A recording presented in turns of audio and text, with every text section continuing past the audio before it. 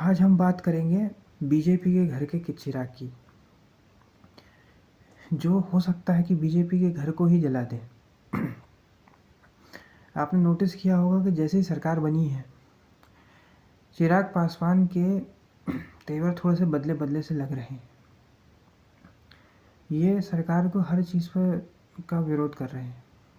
Creamy layer पे जो statement आया, वर्डिक्ट आया सुप्रीम कोर्ट का, उसका भी विरोध किया, और अभी जो लेटरल एंट्री है उसका भी विरोध किया है। तो ऐसा क्यों हो रहा है? जब तक इनको इनकी सीटें कम नहीं हुई थी भाजपा की, तब तक तो ये बहुत ही बड़े भक्त बने हुए थे मोदी जी के। अचानक से इनके तेवर क्यों बदल गए? चर्चा करेंगे इस पे।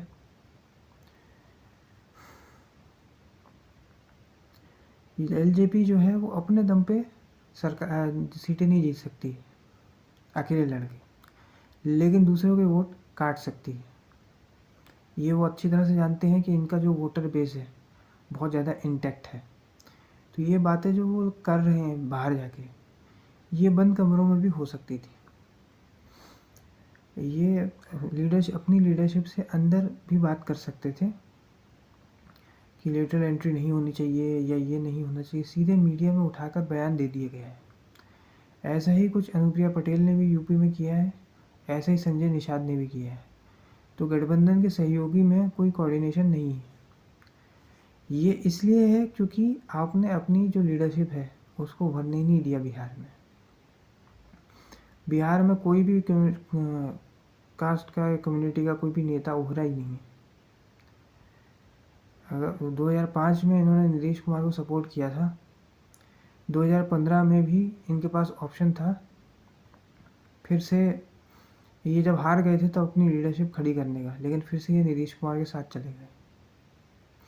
अब नीतीश कुमार और चंद्रबाबू नायडू भी इतना नहीं बोल रहे हैं जितना चिराग पासवान बोल रहे हैं।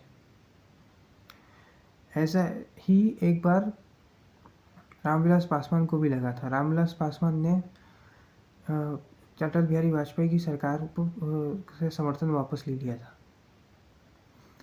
फिर इनको 2005 के चुनाव में कुछ अच्छी सीटें आ गई थी, तो इनको लगा कि ये किंग मेकर बन गए, लेकिन ऐसा नहीं हो पाया। उसके बाद एलजेपी में बिखराव चालू हो गया था। अब ये बिखराव जो है बहुत ज़्यादा हद तक बढ़ गया था, लेकिन 2014 में पार्टी समाप्त भी हो सकती थी। इसलिए 2014 में इनको मजबूरी में, जिसे उन्होंने छोड़कर दूसरे गठबंधन में गए थे कांग्रेस के साथ, उसी के पास वापस आना पड़ा अपनी पार्टी को बचाने के लिए। फिर इन्हें अच्छे सांसद मिले और पार्टी भी बच गई। 2019 तक ये 2014 से 2019 तक रहे। कोविड काल में इनकी मृत्यु हो गई रामविलास पासवान की। अभी 2024 में इनके रामविलास पासवान की जगह पे चिराग पासवान को मंत्री पद मिल गया। जैसे ही इन्हें मंत्री पद मिला और बीजेपी की सीटें कम हुई, वैसे ही चिराग पासवान की तेवर बदल गए। इन्हें लगा कि अब सब कुछ इनके कंट्रोल में है और इनके ही दम पर बिहार में भाजपा की इतनी सीटें आई हैं, क्योंकि 5 सांसद आ गए हैं इनके। तो इन्हें लगने लग गया है कि सब कुछ इनके कंट्रोल में है। पहले पशुपति पारस जो इनके चाचा हैं, इनके साथ सांसद चले गए थे, लेकिन चिराग पासवान ने कुछ कहा नहीं और जन समर्थन इकट्ठा किया, और जन समर्थन जब इनको मिल गया तो बाकी लोग भी इनके साथ आने लग गए। तो यहाँ पे थोड़ा सा राजनीतिक परिपक्वता दिखाई थी उस समय, लेकिन अब इनके तेवर बदले बदले से हैं और ये सोचते हैं कि मैं ही किंग मेकर हूँ। इसलिए भाजपा भी अपने नए साथियों को तलाश में जुट गई है। कभी डीएमके, तब कभी टीएमसी, कभी कोई और, क्योंकि इनको समझ में आ गया है कि इस तरह से तो ज़्यादा सरकार नहीं चलेगी। छोटे छोटे दल जो है इनको अपने घुटनों पे ला देंगे, और लीडरशिप भी बिहार में विकसित नहीं हो पाई है।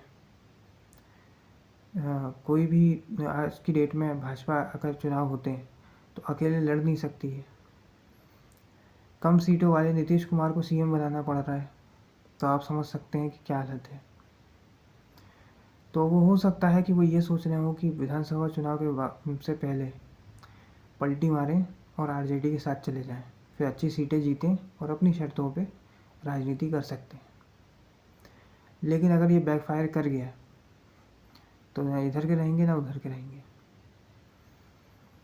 वो तो भाजपा के पास ऐसा कोई लीडर नहीं है जो उस कास्ट को टारगेट कर सके, इसलिए उनकी मजबूरी है चिराग पासवान के साथ रहना।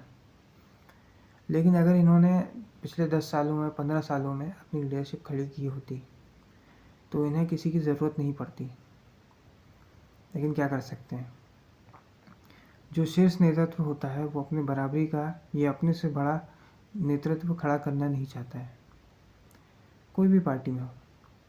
आप दिल्ली की एक पार्टी को देखिए, उसमें भी कोई अपने बराबरी के नेता केजरीवाल में खड़े नहीं करने दिए, चाहे वो कुमार विश्वास हो या फिर योगेंद्र यादव हो।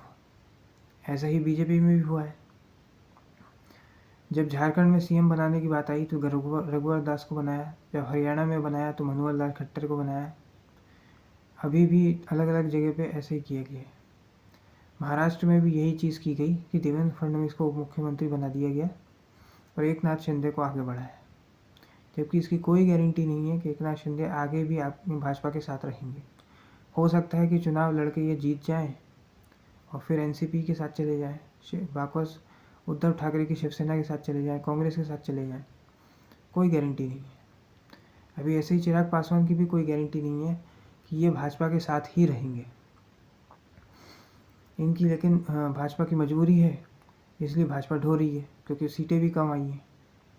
हालांकि चिराग पासवान को अगर अलग हो जाए तो इनकी सरकार गिर नहीं सकती। सरकार के पास गठबंधन में अच्छा बहुमत है, किंतु फिर भी यह कभी भी भाजपा को झुका देते हैं जब से ये नई सरकार बनी है, क्योंकि ये इनको उम्मीद थी भाजपा को कि 400 पार हो ही जाएगा, फिर अपनी शर्तों पे हर चीज़ करेंगे, लेकिन वो हो नहीं पाया। तो इसलिए अब इनके नेताओं का पूरा आभा मंडल आप देखेंगे कि जितने भी नेता हैं, शीर्ष नेतृत्व से लेकर जितने भी नेता हैं, सब एकदम से थके थके से लगते हैं, दुखी आत्मा लगते हैं। इनके चेहरे पे वो तेज नहीं बचा है जो 2014 और 19 में दिखता था, जैसे ये भाषण दिया करते थे।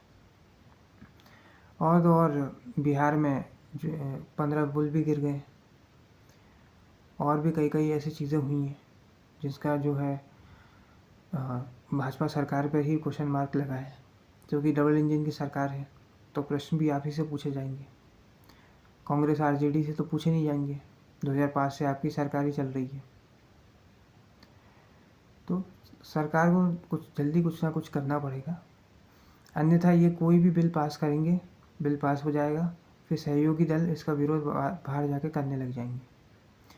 कोई कोऑर्डिनेशन अपने नेता में भी करना पड़ेगा और वही कोऑर्डिनेशन इनको अब सहयोगी दलों के साथ भी करना पड़ेगा, अन्यथा ये सरकार जो है ज़्यादा चलने वाली नहीं है, या फिर इन्हें कोई नए साथी ढूंढने पड़ेंगे। आज के वीडियो में बस इतना ही। अगर ये वीडियो आपको पसंद आया तो वीडियो को लाइक करें, शेयर करें, कमेंट करें और चैनल को सब्सक्राइब करें। धन्यवाद।